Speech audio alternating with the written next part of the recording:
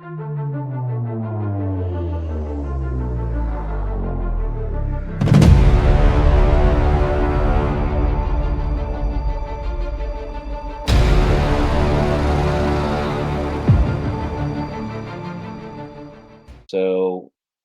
why don't we start with a brief introduction as to who you are and how you're related to Security Onion, and then tell me a little bit about the origin of Security Onion. Well, thank you, Mark, for having me on your show. And it's a great privilege and honor to hang out with my good friend, Mark Baggett, who helped me get started in the world of information security. And so our story kind of goes back to 2008. And when Mark and I were working together at a small media company.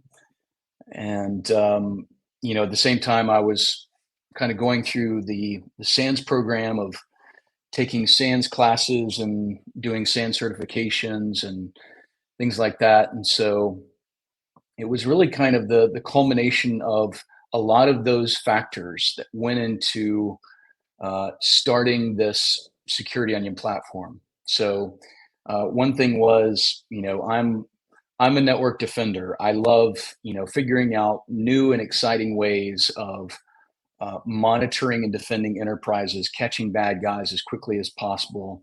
And what I saw out there was a bunch of free and open source utilities, individual components that were pretty powerful, but there really wasn't like one single overarching platform. So for example, back in 2008, there was this thing called Backtrack Linux, which is now called Kali Linux. And it's, a red teamer's delight, a red teamer's playground, because it's got all of the favorite red team and attack tools already compiled, already configured, already ready to go. You just download the ISO image and you're good to go. And so, I kind of thought to myself, it's fundamentally unjust that attackers and red teamers have this great red team tool set, but there's not really the same equivalent for us blue teamers. And so, this kind of started my gears turning as to, how can we solve and improve this unbalanced equation and give some advantage back to the defenders. And as I mentioned before, I was kind of working through SANS classes and certifications at the time. And so as part of that, I needed to do a research paper for SANS. So I started thinking about possible research paper topics. And about this time, there was this thing called Snort SP. So folks are familiar with Snort. It's been around for a long time. They were in the process of coming up with kind of the next generation version of Snort, which was at that time called Snort SP. Nowadays, it's called Snort 3.0.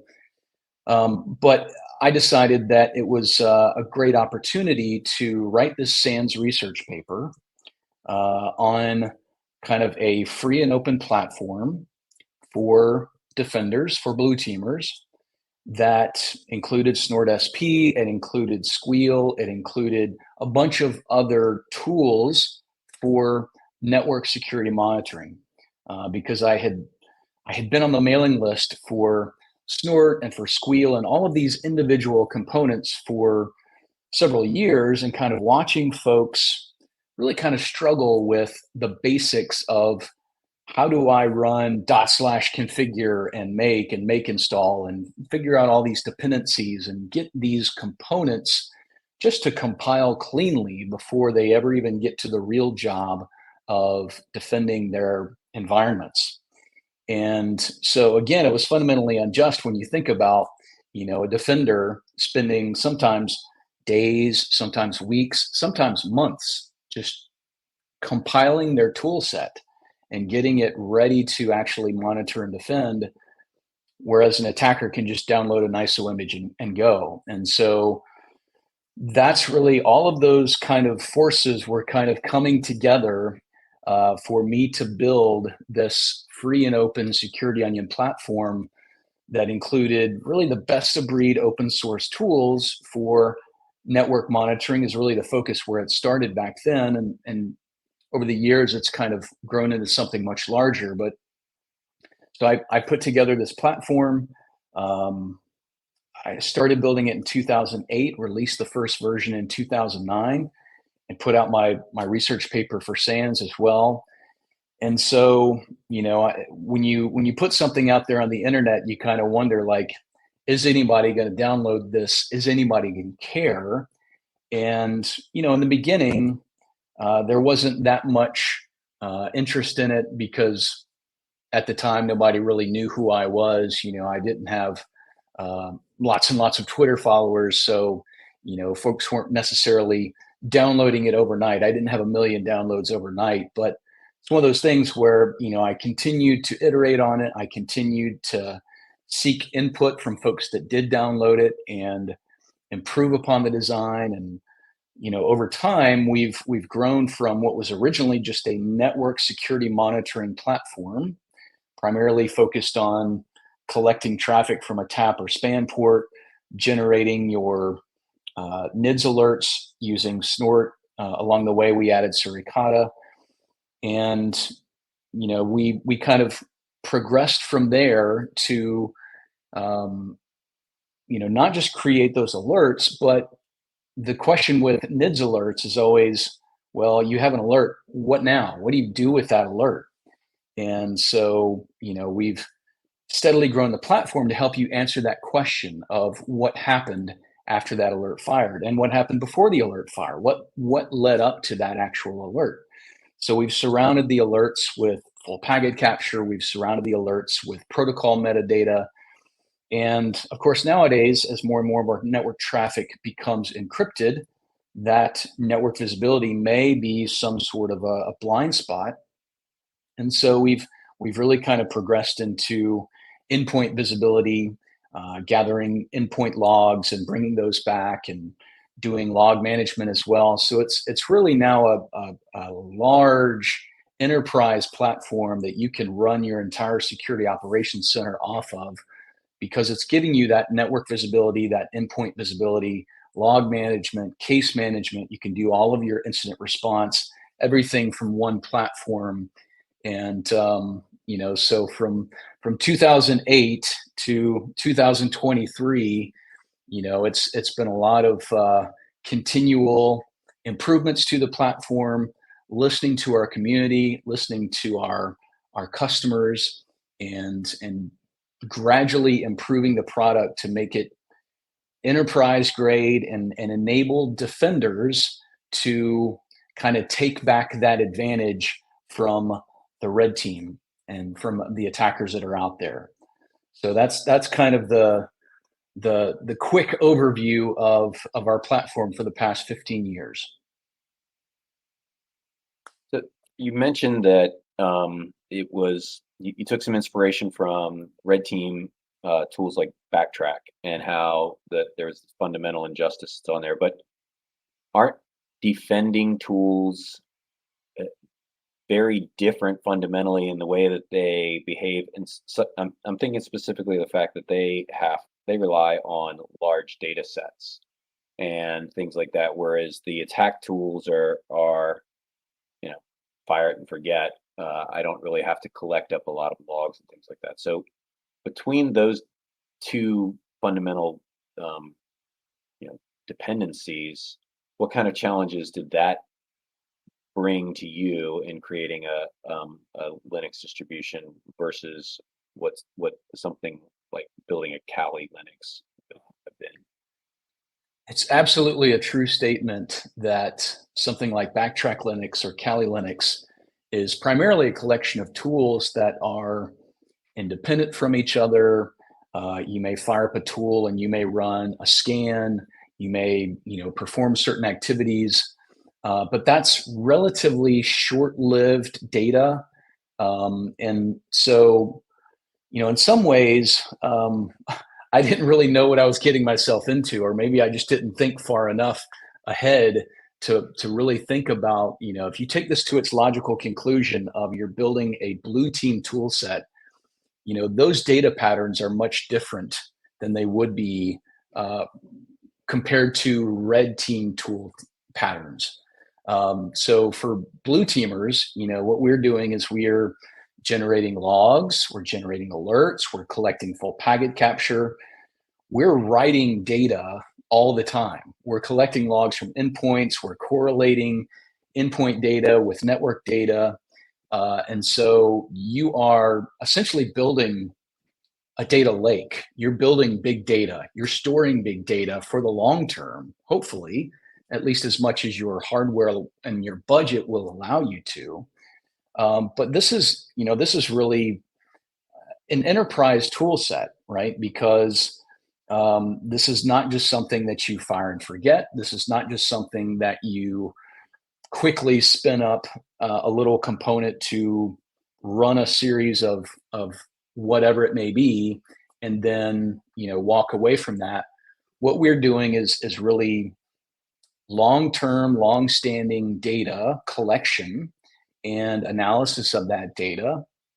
And so the challenges that that brings for somebody who's building and maintaining that platform is you've got to be able to, number one, take somebody who has an installed system and you've got to be able to upgrade them and update them to the latest components without breaking all of their existing stuff, right? So, one of the first pieces of feedback that I got from Richard Baitlick was, originally Security Onion was just really a live CD, because that was really the easiest way to package all this stuff into an ISO image and allow folks to play with it quickly and kind of get across to them the message that, this is not an enterprise tool set yet. It may be someday, but you're really just going to run this as a live CD and play with some tools and techniques temporarily.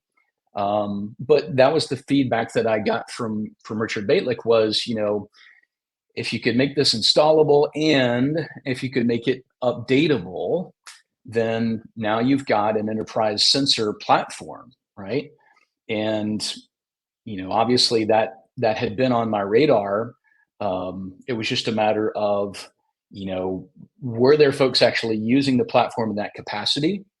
And did I have the spare time and the intestinal fortitude to actually try to make those kind of things happen?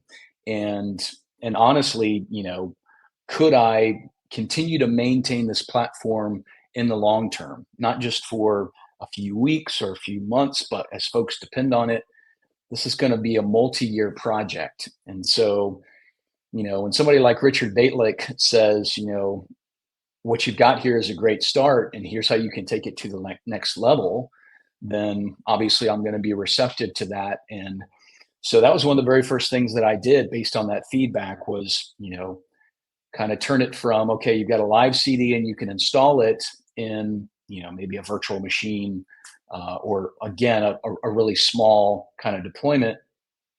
But now we can actually go and update the thing. We can do in-place upgrades and we can maintain it over time. We can update to new versions of Snort as they come out or new versions of Suricata as they come out. But again, the devil is in the details because you have all of these little bitty components and updating them is one thing, but then you have kind of second order events, which, as you update this thing, well, sometimes that creates a dependency issue. So now you've got to update this thing over here. And, at some point we had one particular component that had a lot of Perl libraries. And so every time you updated this component, you had to update, it was something like 50 different Perl libraries.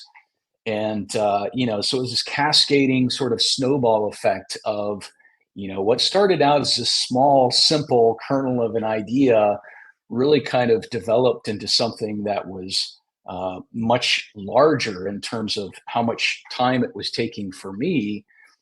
But it was, I could see the fruits of my labor because I could see the folks downloading it. I could see the folks using it, and I could see it actually making a difference in the community so that, you know, again, defenders were able to have better visibility into their enterprises.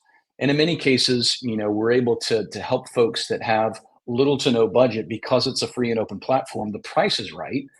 And, you know, we end up getting feedback from folks that say, you know, I was on a shoestring budget. I couldn't afford any of the commercial tools that were out there, but I could download Security Onion and within a few hours was able to detect, you know, malicious activity on my network and do my incident response to get them out based on all of the alerts and all of the protocol metadata and all the endpoint logs that were being collected. You know, you start to see how that's actually making a difference in the security community. So it's worth all of the blood, sweat, and tears that go into maintaining that over the long term. Eh, Can you tell me a little bit about that? How you did the work? I mean, because you were full time chief information security officer or deputy CISO at Mandiant at the time, and full time job, right? But you're still developing and maintaining this product. So tell me a little bit about how you balanced that, and at what point you decided I'm going to make Security Onion my path forward. Yeah, so it's kind of interesting how you know, the the course of events kind of unfolded over the years. You know, if we kind of rewind the videotape a little bit, um, before you and I worked together, I had worked for Department of Energy, and I was on a really strange schedule where, you know, I basically had to be at work at 6 o'clock in the morning, which means I was getting up at 4 in the morning, and you know, so I just developed this, you know, sleeping pattern of getting up really, really early. And so when I left Department of Energy and went to work with you, Mark, then, you know, my office hours were different. I all of a sudden didn't have to be in the office nearly as early as I used to.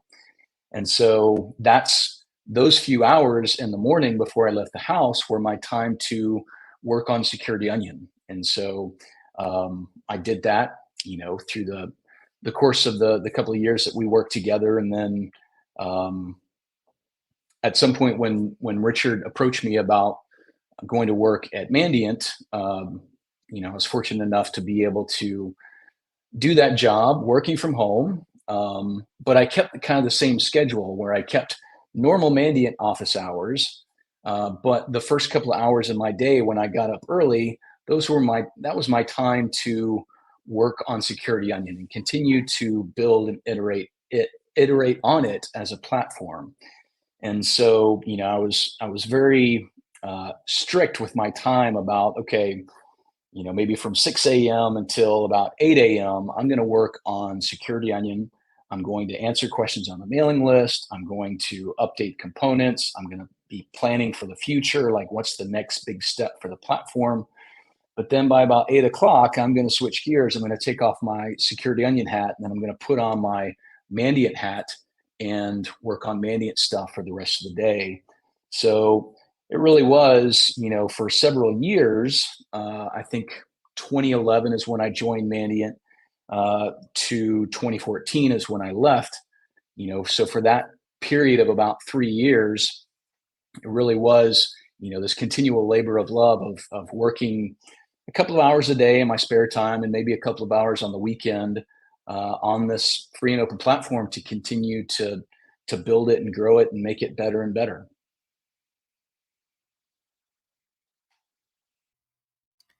This episode of the InfoSec Toolshed is brought to you by SANS SEC 573 Automating Information Security with Python and the GPYC GX Certified Python Coder Certification. SEC 573 doesn't just teach you Python, it teaches you how to apply those Python skills to essential information security tasks. With over 120 hands-on labs teaching skills required by network defenders, packet analysts, incident responders, forensics investigators, and penetration testers, SEC 573's self-paced PyWars lab environment will meet you where your skills are today and bring you to the next level. If you're confident you already have those skills, then prove it to your employers and peers with the GPYC Certified Python Coder Certification.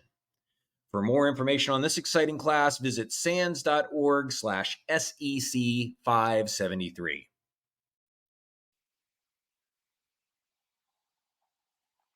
So at what point did you feel like the community for this has grown to the point where, you know what, I can make this a full-time job? And what customer need did you see, really driving this platform to go from being a free open source tool to something that needed a security onion solutions to exist to provide support and things like that? So working at Mandiant, I had an amazing job. It was literally my dream job where, uh, as deputy chief security officer, my primary job was to monitor and defend Mandiant, and that was a target rich environment, right? So while I was there, we released the APT1 report, and that was really the busiest week of my entire life, because we had kind of painted a target on our own back, and so we were very busy that week and dealing with some interesting stuff. But I had this great job, working for one of the best cybersecurity companies in the world, and certainly had tremendous respect for Richard Baitlick, tremendous respect for Kevin Mandiant, and the rest of the team there at Mandiant. And so I loved my job there. I loved what I did, and I loved the mission of Mandiant. I loved what we did as a company. But over those several years of working in this great job in this great company, but also working on Security Onion on the side, it became readily apparent to me that there was definitely demand in the marketplace for products and services around Security Onion. So I was hearing from folks, almost on a daily basis saying, hey, we need training for Security Onion. We need professional services. We need hardware appliances. We need all of this stuff because we're running Security Onion as our enterprise defender tool. And, just like any other enterprise tool that we have, we need those kind of products and services. And part of it kind of goes back to the old argument that we've had in the open source community, going back to, I've been in open source since 1997, and this has always been an argument of, large enterprises may or may not want to use open source software because when it breaks, whose throat are they going to choke, right? And so that's one of the primary reasons why open source projects turn into companies over time, is because their enterprise customers really, they actually need a real financial relationship there. They can purchase products and services around that free and open platform, and they can get help when they need it. And so, yeah, it was absolutely the case that, I was getting folks telling me that they needed these things. And, so one day I just kind of sat down and did some rough back of the envelope calculations, and so even though I had a great job with a great salary, I realized that there was enough demand here, from the marketplace that, I could take this leap of faith. And it was a calculated risk, but it was still a leap of faith. And, we could make a go of this thing. And so that was 2014. So I said, okay, if I don't do this, then I'm going to regret it for the rest of my life. So I left Mandiant. We had actually just been acquired by FireEye at the time, and so I left Mandiant and FireEye. I started Security Onion Solutions, and I was a one-man band for the first couple of years, just because one of the other things that I kind of set out to do with this company was kind of be a non-traditional cybersecurity company, whereas most cybersecurity companies are taking on venture capital, they're taking on investment, they're taking on lots of debt in order to try to grow really, really fast. I said, I'm going to take it as a personal kind of challenge to see how far can I take this company just by bootstrapping it on my own and not taking on any venture capital or any investment, and just see how far we can take it. And so I was a one-man band for the first couple of years, until I had grown to the company to the point where, you know, I knew that we could continue to survive in the long term, and I knew that I could afford to bring on employees. But that was, again, kind of based on that initial signal from the marketplace, that I had kind of gotten while I was at Mandiant. I knew that there would be enough business to keep me afloat for several years. And the other thing too is, as we talked about SANS before, and so after having gone through SANS classes, SANS certifications, I had mentored several SANS classes. I was a community instructor for SANS. And so I knew that I could sort of bootstrap this company by training classes. I knew that, I could announce a class, I could sit 20 students down, teach them a 1-week class. And that would be a great way to, number one, get the best practices out there to the students for how do you install, deploy Security Onion, maintain it, and actually use it to catch bad guys. And number two, generate enough income that I can do this full time, and that someday I can bring on other employees as well. And so, really, it's been an amazing ride, especially those first couple of years, just to see, going from just these little emails that folks would send me, and encouraging things that they would send me to say, we're interested in using Security Onion as an enterprise tool. If you offer products and services around it, we would, gladly be customers. And that turned into a business, and so that business started in 2014, and so now here we are, almost 10 years later, and going strong. So you get Security Onion up, you start offering support services, and I know now you're doing hardware and all kinds of things like that.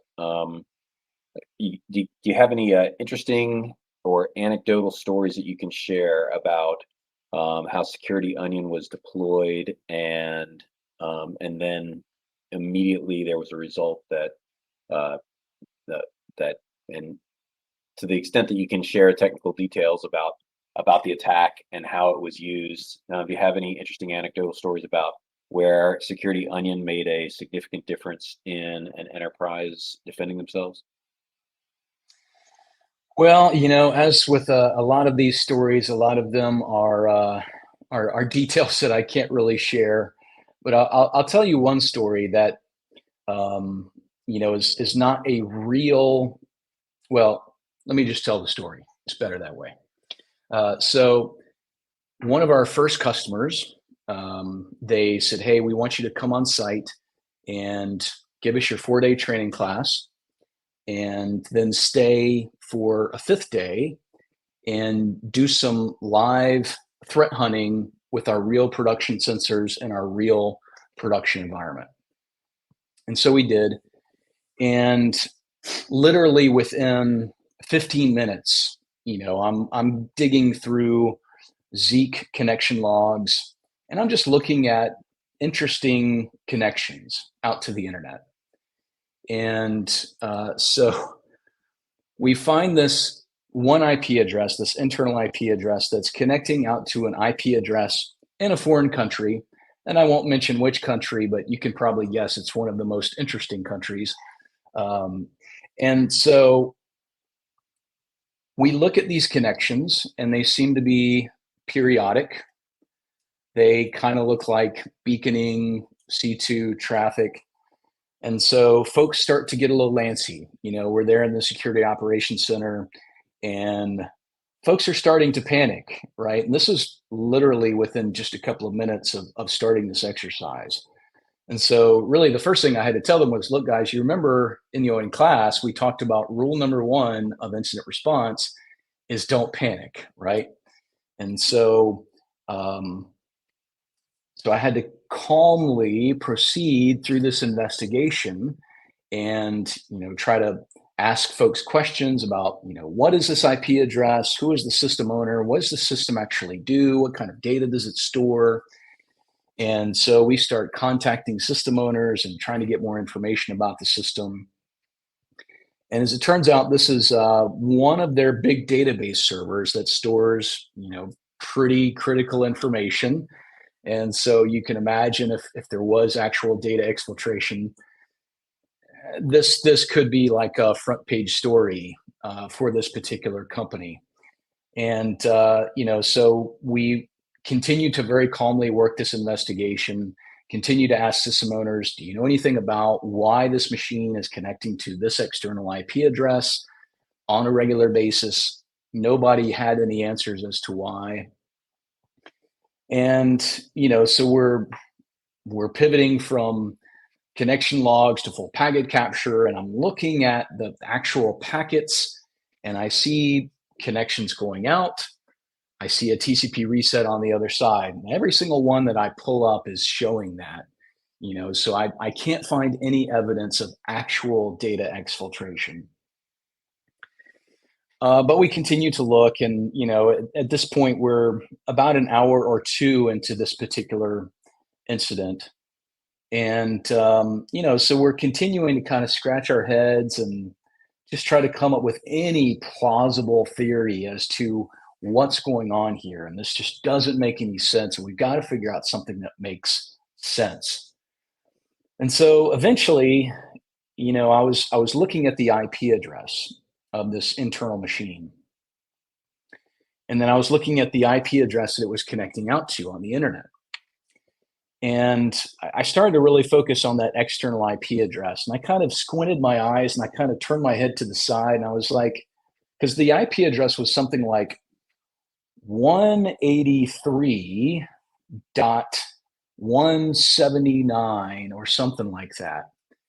And I was like, like 183, that's actually kind of close to 192, right? 8 is just 1 different from 9, and 3 is right there next to the 2. And then the second octet was really, really kind of close to 168.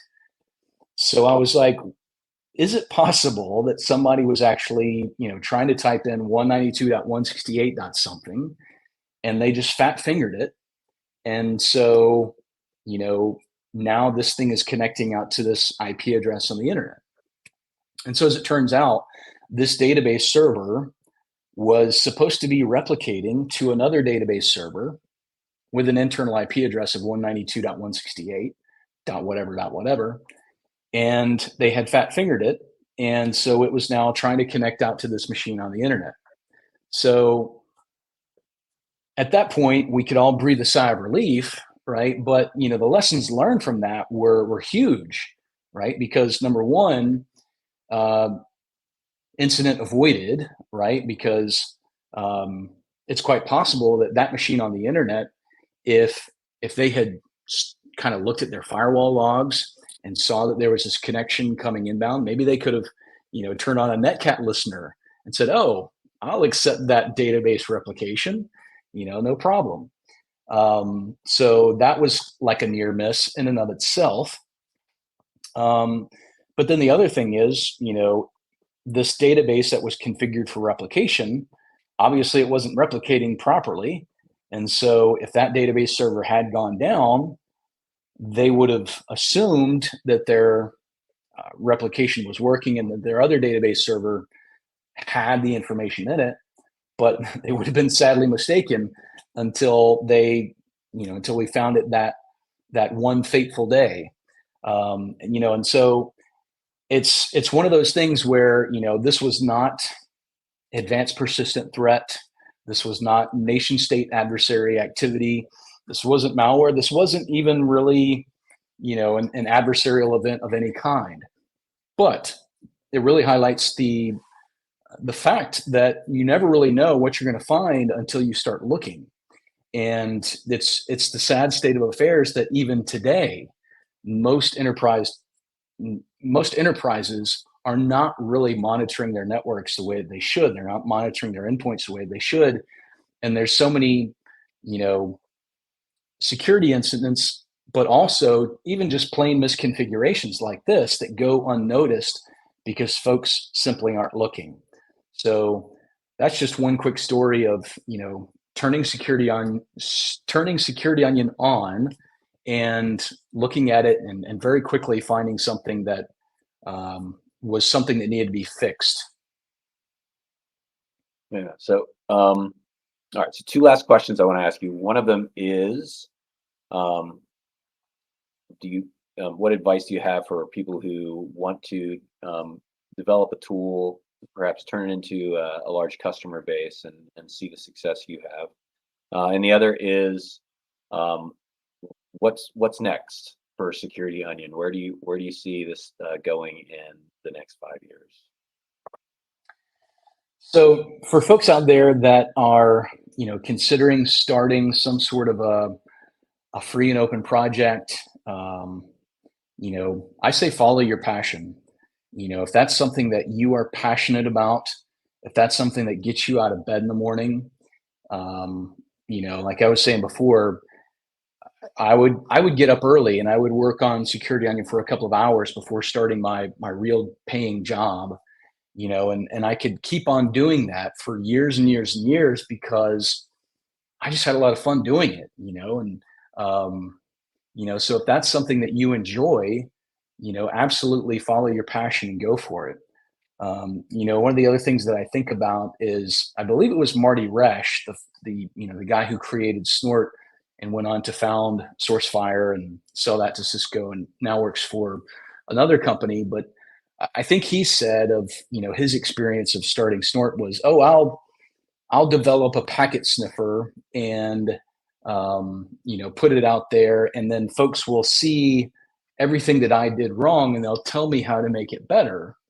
And I think his telling of that story is that that didn't necessarily happen as much as he thought it would. But he ended up kind of fixing his own mistakes out of necessity. Folks would find problems, folks would run into issues running Snort in their environment or whatever the case may be, and he would have to go and fix that. And I think we've had a very similar story here with Security Onion. I mean, I kind of thought, naively, possibly, that folks would kind of come out of the woodworks and say, you know, you should fix this and you should do this and you should do that. And um, but in many cases, it's just the community kind of running into, well, I tried this and it didn't exactly work, and then we troubleshoot and we figure out the root cause, and then we go and fix the problem, so that hopefully others don't run into that particular problem. So never underestimate how large the community is and how kind of creative folks can get when it comes to using your software, whether it's a small component or a large platform. We have lots of folks in our community that kind of use our platform in ways that we could have never envisioned, right? So we get lots of interesting feedback about, you know, here's a use case that you may not have intended, and maybe if you tweak this, maybe it would work better for that particular use case. But again, I kind of go back to passion. Like if you're passionate, whether it's about network defense or endpoint defense, or whether it's red teaming or software defined radio or whatever the case may be, if you have an idea, and one of the other things that I've heard over the years is that every great project starts with a developer scratching his or her own itch, right? And so, that was certainly the case for me. I built the platform that I always wanted to have as a defender. I was scratching my own itch in that regard. And as it turns out, other folks had that itch as well. And that's why we're over 2 million downloads now, because, folks see the value in having this platform. But that's the thing, for you, if you have a need for a specific tool or component or platform and it's not already out there, or the ones that are already out there, maybe they're missing a particular use case or maybe particular functionality, you know, build it yourself and, you know, release it out there on the internet, start to build a community around it. I think one of the things that worked well for us was, you know, really from early on in the project, figuring out ways to foster that community. And that was, you know, in the beginning, that was through the use of Google Groups, just a simple mailing list where folks could kind of talk about problems they were having, lessons learned that they had experienced, and sharing that knowledge with others. You know, and so ways that you can kind of turn your tool or component or platform into a community, and then from that community, you know, maybe that then turns into, like I was saying before, folks reaching out to you saying, hey, you know, we want to use this in an enterprise setting, but we really need training or professional services or whatever the case may be. And so that community then starts to send you that signal from the marketplace that, hey, there is some demand for commercialization of this technology. And you know, from there, it's kind of a matter of figuring out, you know, if that's what you want to do, if you want to commercialize it, you know, what's your business plan going to be, and how are you going to, you know, feed your own family and the families of your employees as well, right? And so that's, you know, for us in our story, I will tell you that it's not impossible to build a business on free software, but it is challenging, right? So coming up with a business plan that works and is adaptable and can change over time, you know, that's going to be of paramount importance. You know, as you think about taking your tool, building a community around it, using that feedback that you get from folks, and that's really another thing is really kind of that communication with the community. And it's bi-directional, right? You really have to listen as much as you speak when it comes to community relations. But if you listen appropriately, right, your community will tell you what they need and what they want. And that's how you know, come up with your ideas for how you actually build the business around that core technology. You know, so and then it's a whole like lather, rinse, repeat cycle of, okay, I've got my business plan, I offer my first product or service, and I sign up my first customer. And, you know, when they pay you that money for that first product or service, you know, you are now on the hook for really, really listening to their feedback and iterating on their feedback and really shortening that feedback loop as much as possible so that you can iterate as quickly as possible.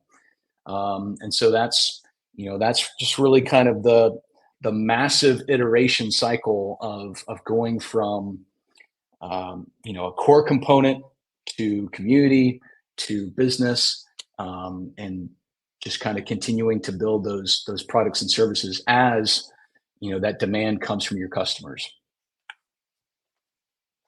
So, all right, I lied. I've got another question for you. So, yeah, I mean, we're nerds, right? And we've got, you know, spent some time as chief information security officers and understand how businesses are motivated for profit, and how they're run, their concerns, how to manage risk. But our focus is really security related. So there's a certain level of intimidation, at least for me. I know when I think about my own business versus you know, being a cog in a machine. So I mean, what assessment do you make of your own personal business acumen, as far as, you know, I'm going to own a company and run a company, and what were the blind spots that you had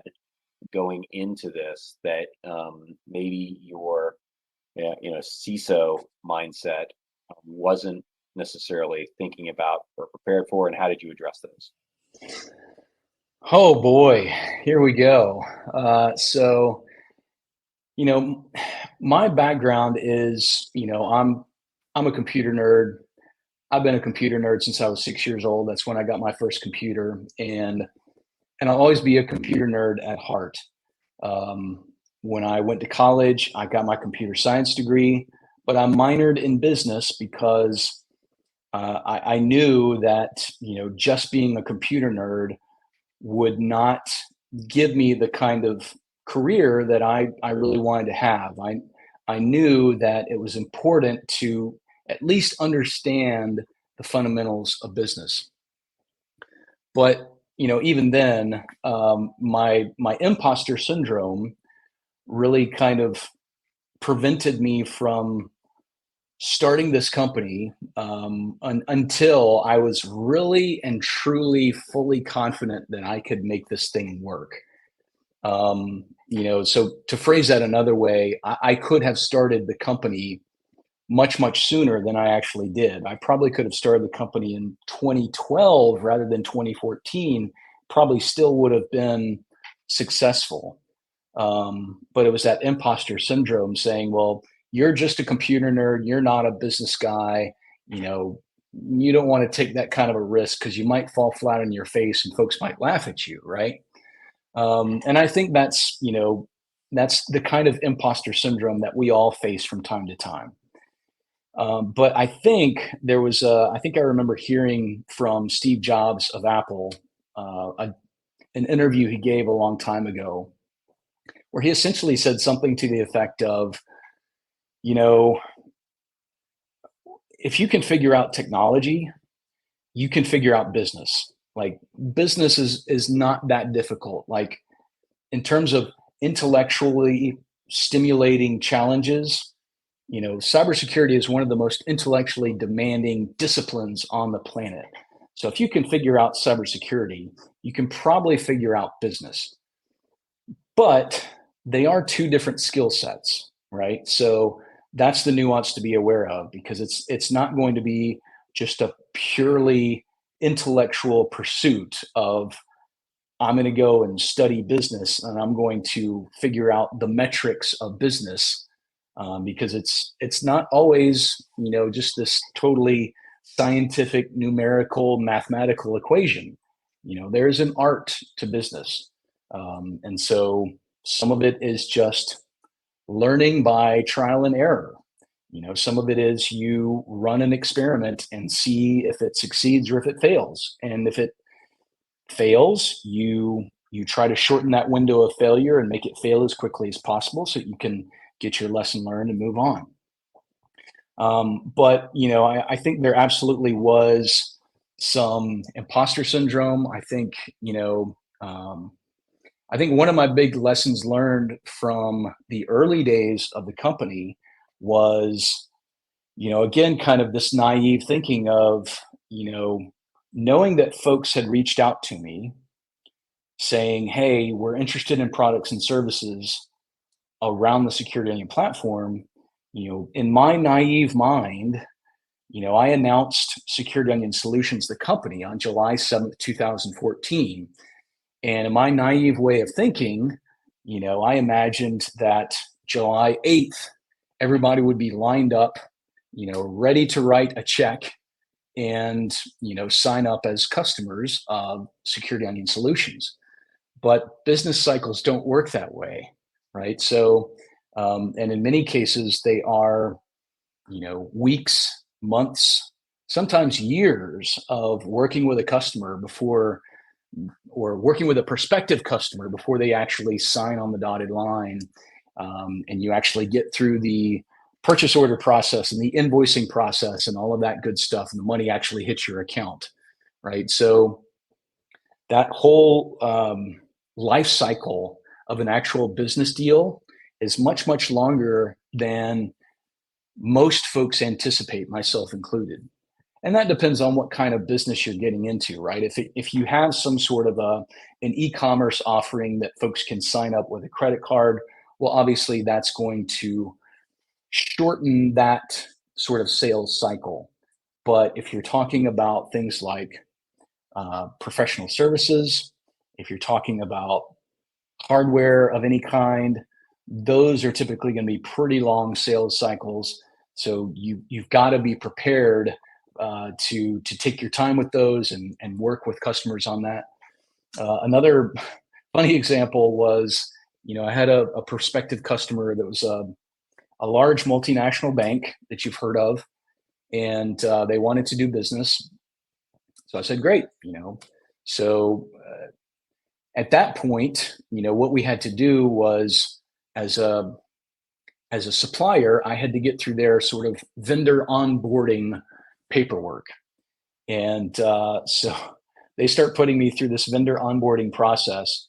And I kid you not, it took over a year to get through all of the paperwork and all of the hoops that they had me jump through in order to just be a vendor, and in order for them to even pay me $1.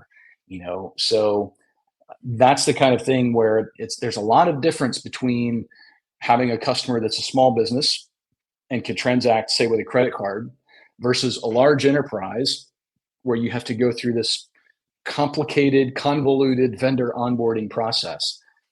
So for anybody considering starting their own business, that's just something to be aware of, and maybe that's something that needs to be factored into the business plan, to say that, especially if you're bootstrapping the way that I was, and not taking on lots of outside investment, you've got to be able to plan for that long sales cycle, and maybe also account for the fact that the sales cycle may be cyclical or seasonal as well. So for us, having started the company in July of 2014, I had lots of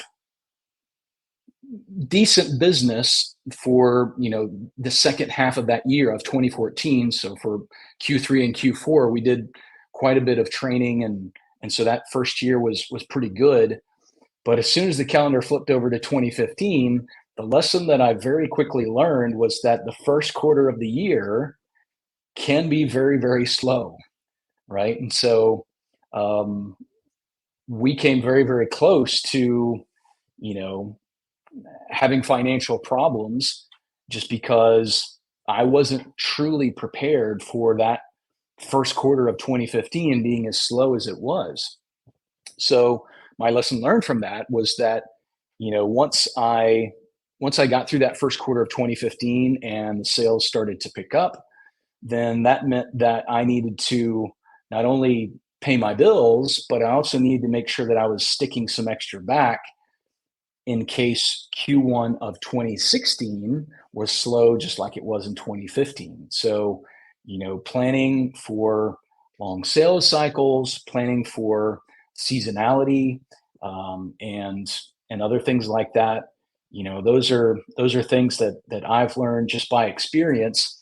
They weren't necessarily taught in my college classes on business. It's just like a computer science degree. They teach you the fundamentals, they teach you the abstract theory, but there's going to be a lot of real world practical stuff that is just not contained in a textbook. And so, you may just have to have, a sense of adventure to get out there and bump into those walls and fall down and pick yourself back up, and, do your lessons learned and make sure that you don't make that mistake again. But I think it's, again, going back to the Steve Jobs quote, I don't think there's anything in the world of business that is so tremendously difficult that, your average cybersecurity person couldn't figure it out. But it's, so it's may not be as intellectually demanding as cybersecurity, but there's the art form part of it. So it's an art rather than a science. And so there's definitely things to learn about business for sure.